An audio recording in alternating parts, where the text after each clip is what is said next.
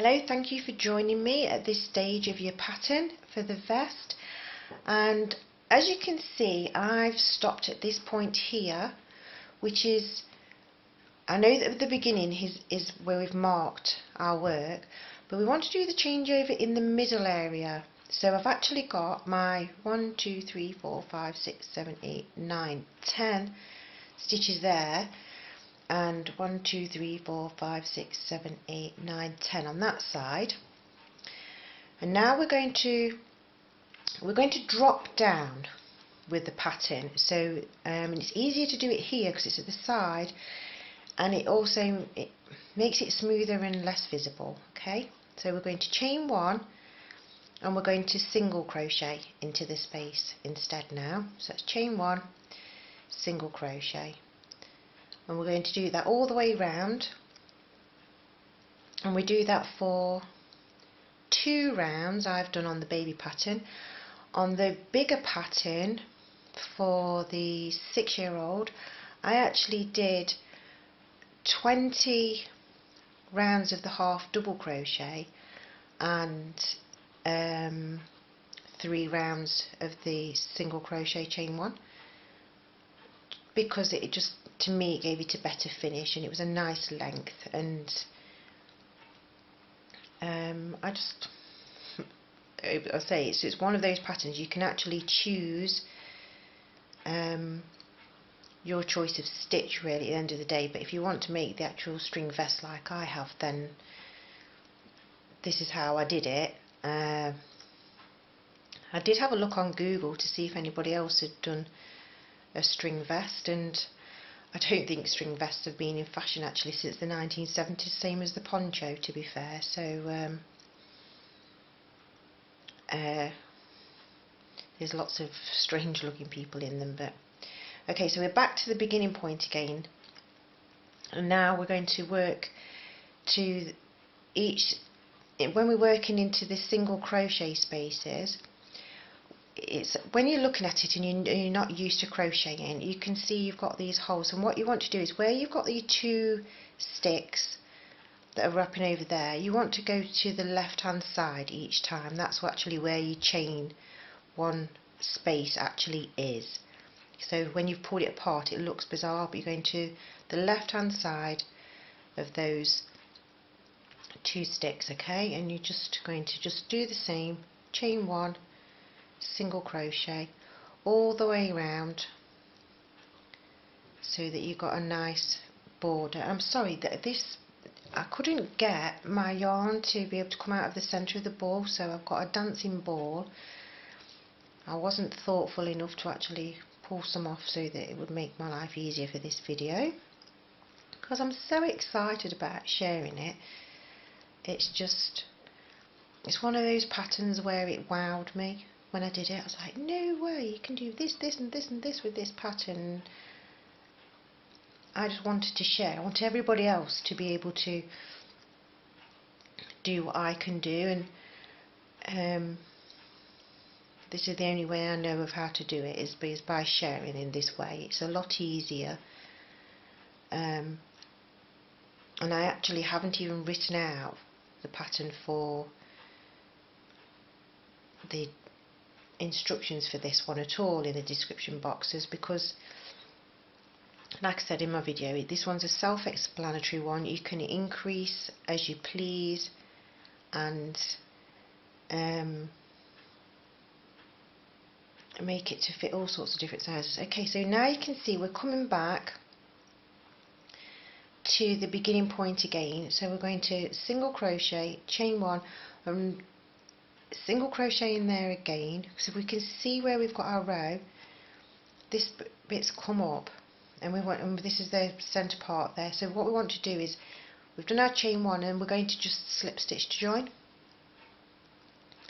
and that gives us that neater edge and stops it being such a big dip. No, like on this one where I said I'd made the mistake, I came too far and I tried to work it into there and it didn't work out right. So just by doing a chain 1 and a slip stitch, it just neatens up that edge so it's a smoother finish. So I'm going to cut off the yarn. I'm just going to pull that through. That's all I'm going to do. I'm not going to finish off my ends on this one at this point. What I am going to do though is take off, because this marking point here and where this tail is, this lets me know that this is definitely the back of my top, because we've got actually a row of 2 single crochet there and there's 3 at the front, if you took notice. But we need to take this bit off now because we need to work into these loops. We're still using our 6 hook. Let me just get some yarn so that it's easier. And we're just going to do our magic loop the same again, and we're just going to slip stitch into place there, pull that nice there, and then all we're going to do is slip stitch all the way around. And as you go into this part of the chain that caused this loopy effect when you'd left it alone, by doing this slip stitch, you will see it neatening it all up and giving you the more professional finish, and also it strengthens the actual garment itself, because then when you're taking it on and off and on and off, it's not going to be able to be stretched so easily. And there, look, you can see how neat that's looking by adding that on compared to the other side. Okay, and it's just simple little things like this that finish off your work, that give it that extra durability and neatness, and I think it's worthwhile doing these sorts of things. I can't even do this stitch, look. There we go. And we're just literally slip stitching all the way around. I'm going to go back to this. We're coming across the chest part now, and you can see, I'm sure that if you've come back to watch this bit and you've done the other part, you can really see how quickly that this actually built up. And when you do the larger parts, the larger tops, it's like the one for the 6-year-old, for example, which is a lot bigger top compared to this one. The initial top section of here and the straps took me about 17 to 20 minutes, and then I would say I probably spent 45 minutes to an hour doing the half double crochet chain 1 loops. So they build up really, really quickly, and it's one of those, as I say, it's one of those patterns that you can just get yourself lost in, and before you know it, you've got a top and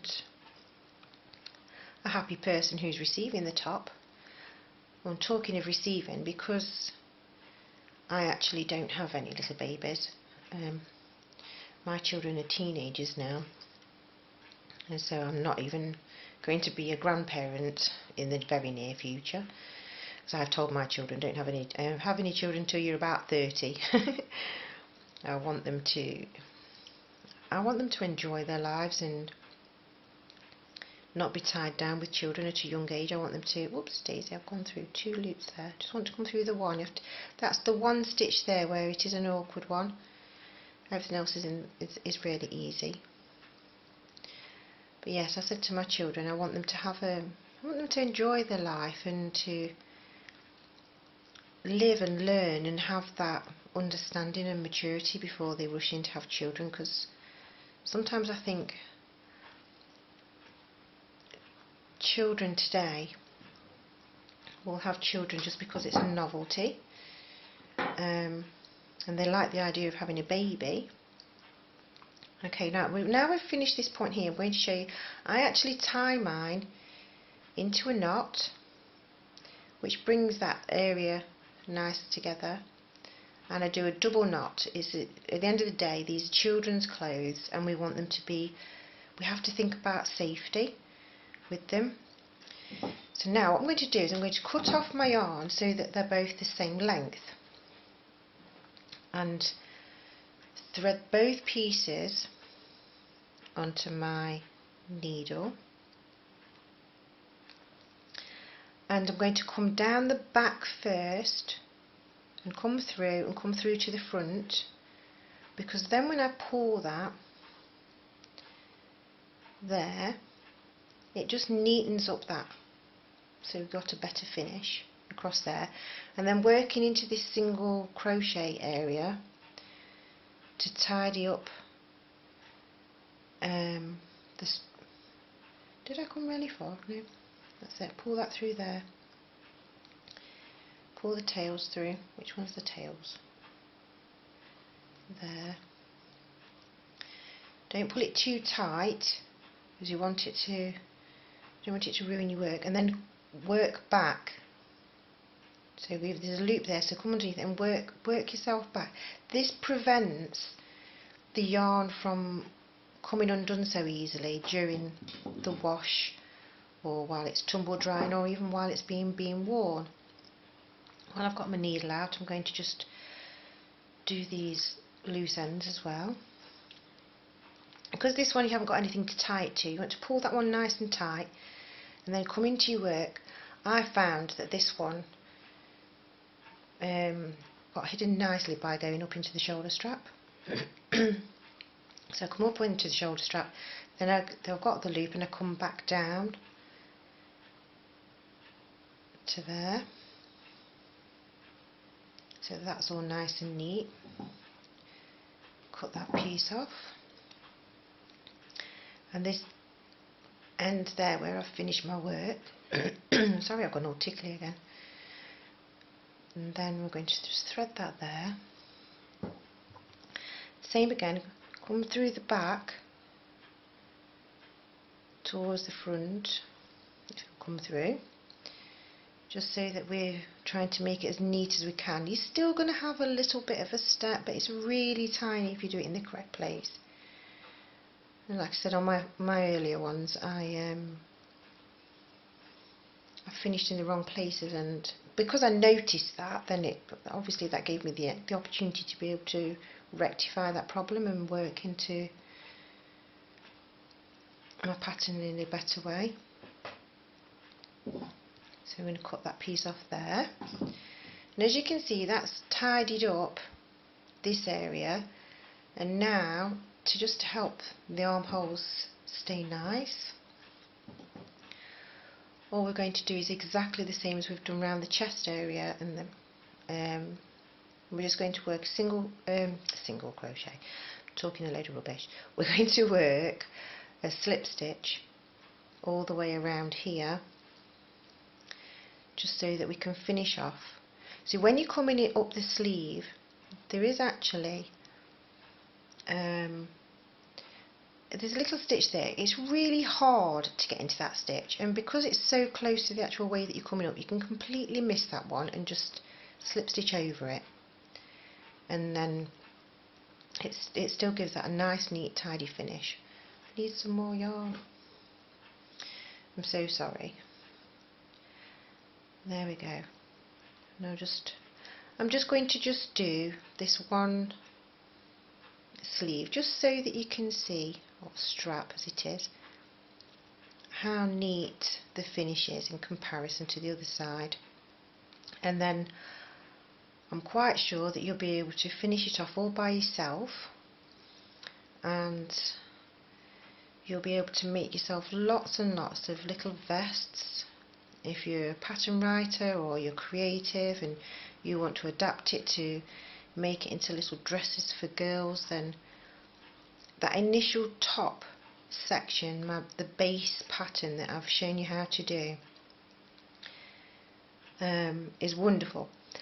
I will tell you though, don't try and make it into a cardigan or a jumper or anything. It really, really doesn't work, and I did have a go, and when I finish this bit I'll explain to you better what happened. So I don't want you to waste your yarn at the end of the day or your time, because it really, really isn't worth it. I will show you how I make my cardigan. Well, actually, I'll show you. I make a little sweater, a little hoodie. There, look. So if you look at that in comparison of how that's neatened up that edge in compared to this one, it just makes it a bit. It's more stronger. I'm not going to tuck in that end because I say I'm going to leave you because I believe that you can do everything yourself now. But I will show you the little hoodie that I've been making. It's so cute, but I did note I made a mistake because I've ended up with one side fatter than the other. That's just because I was rushing, and for me to actually write out this pattern, it's so easy to actually miss out and forget and miss out simple little stitches. So I'm going to work on this some more, and then when I think that it's actually suitable for everybody to be able to actually have a go with, I will share that one as well. And I will explain, because I was going to explain, if you actually try putting the sleeves onto this part here, your sleeves end up sticking up in the air. And then you try and do the hood and it all scrunches it all forward. And it creates the strangest shaped garment that you've ever seen. So I don't recommend that you do that. But what you can do is if you don't do the slip stitch, you can actually join on here, do some single crochet, then turn it into half double crochet, and then turn it into double crochet and back. And you make yourself some nice little cap sleeves. So pattern writers, you might be able to work out exactly which steps you need to take for people to be able to follow for that. And really that is the end of it, I think. By rights, I think that's an absolutely wonderful little vest top. I'm really proud of it. I hope that you like it. I hope that, like I said before, I hope that you share this video. I know that through my analytics box that I've actually managed to achieve 154 different countries around the world with who's actually watched and looked at my items.